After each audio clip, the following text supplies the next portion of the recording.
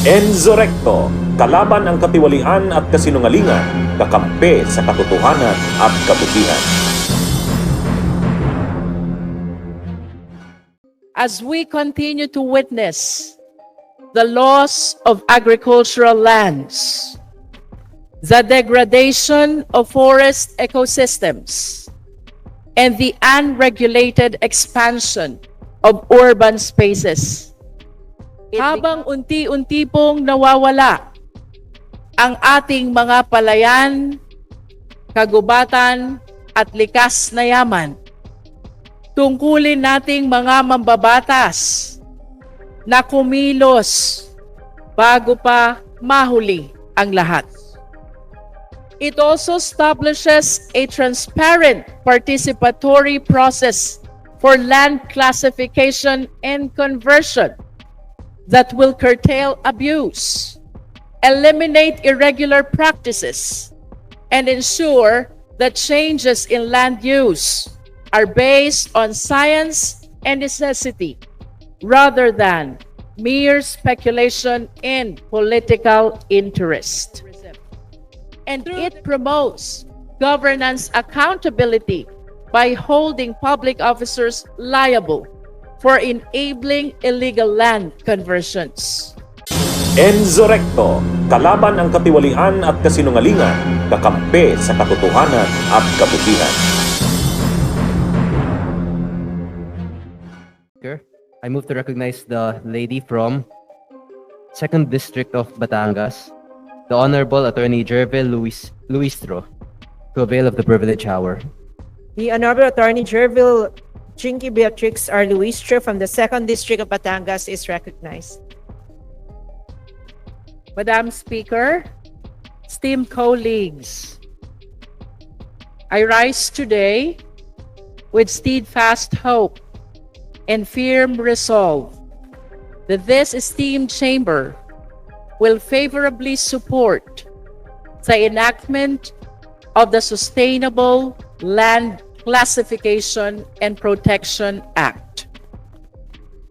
This proposed legislation is more than just an environmental policy. It is a national imperative. Hindi po ito simpleng panukala lamang ukol sa kapaligiran. Isa po itong agarang tugon sa tumitinding pangangailangan ng bayan para sa balanseng kaunlaran at kalikasan. As we continue to witness the loss of agricultural lands, the degradation of forest ecosystems, and the unregulated expansion of urban spaces, it becomes our solemn duty to legislate a land classification system that upholds the integrity of our environment while enabling progress. Habang unti-unti pong nawawala ang ating mga palayan, kagubatan at likas na yaman, tungkulin nating mga mambabatas na kumilos bago pa mahuli ang lahat.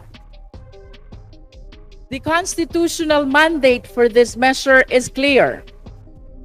Article 2, Section 16 of the 1987 Philippine Constitution provides, "The state shall protect and advance the right of the people to a balanced and healthful ecology in accord with the rhythm and harmony of nature." This right is not aspirational. It is demandable and enforceable. Inoposa versus Factoran, GR number 101083, the Supreme Court, through Justice Davide, held that the right to a balanced and healthful ecology is self-executory and enforceable in court.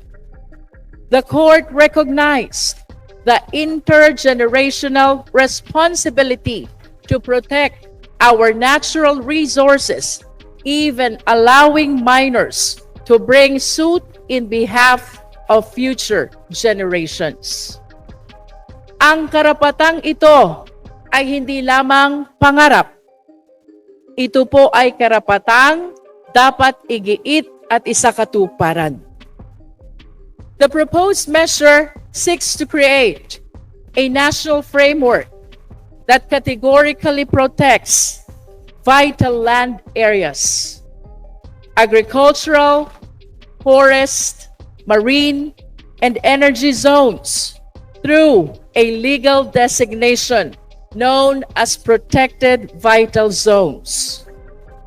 It also establishes a transparent participatory process for land classification and conversion that will curtail abuse, eliminate irregular practices, and ensure that changes in land use are based on science and necessity rather than mere speculation and political interest.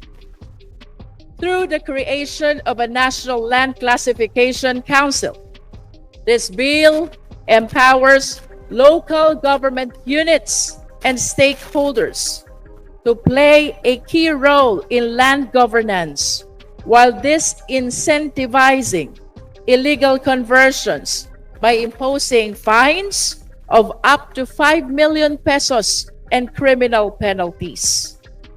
At the same time, it offers incentives for landowners and developers who adopt sustainable practices. Sa simpleng salita po, may parusa sa mga mapang-abusong nagpapalit ng gamit ng lupa at may gantimpala para sa mga responsable at makakalikasang proyekto. This bill will ensure that land use planning is scientific, participatory, and aligned with the national developmental goals. In doing so, it safeguards critical industries such as agriculture, fisheries, forestry, energy, and tourism, industries that not only feed our people and sustain our economy, but also define our national identity. The measure is both pro-environment and pro-development.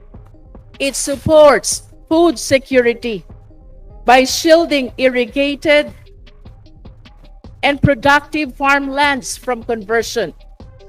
It enhances disaster resilience by preserving forests, watersheds, and critical habitats.